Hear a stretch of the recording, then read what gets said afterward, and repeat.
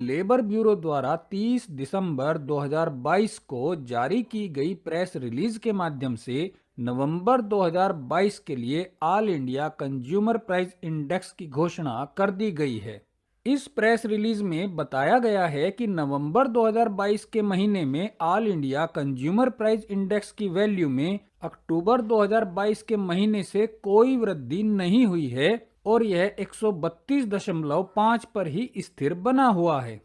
आइए अब consumer price index की इस वैल्यू के आधार पर 1 जनवरी 2023 से मिलने वाले डीए की गणना कर लेते हैं।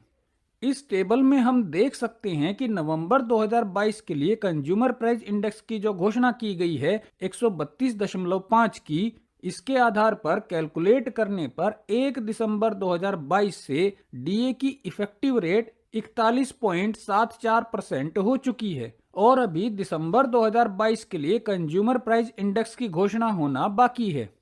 अगर हम मान लें कि दिसंबर में कंज्यूमर प्राइस इंडेक्स की वैल्यू में कोई चेंज नहीं होता है और यह 132.5 पर ही बना रहता है, तो इस कैलकुलेशन के आधार पर हम देख सकते हैं कि दिसंबर में कंज्यूमर प्राइस इंडेक्स की वैल्यू में कोई वृद्धि ना होने पर 1 जनवरी 2023 से डीए की कैलकुलेशन 42% आती है। और अगर हम मान लें कि दिसंबर में कंज्यूमर प्राइस इंडेक्स की वैल्यू में 3.5 पॉइंट की गिरावट आ जाती है और यह 129 पॉइंट तक गिर जाता है, तो इस कैलकुलेशन के आधार पर हम देख सकते हैं कि इस स्थिति में भी 1 जनवरी 2023 से डीए की कैलकुलेशन 42% ही आती है। अब अगर हम मान लें कि दिसंबर में कंज्यूमर प्राइस इंडेक्स की वैल्यू में 6.5 पॉइंट की वृद्धि हो जाती है और यह 139 पॉइंट तक पहुंच जाता है, तो इस कैलकुलेशन के आधार पर हम देख सकते हैं कि इस स्थिति में भी 1 जनवरी 2023 से डीए की कैलकुलेशन 42% ही आती है।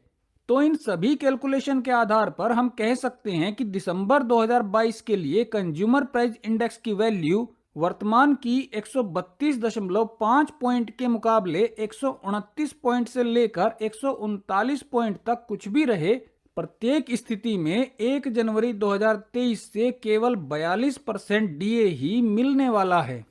वर्तमान में 1 जुलाई 2022 से डीए की रेट 38% चल रही है और 1 जनवरी 2023 से डीए की रेट 42% हो जाने पर डीए में एक बार फिर से केवल 4% की बढ़ोतरी होना ही लगभग निश्चित हो गया है।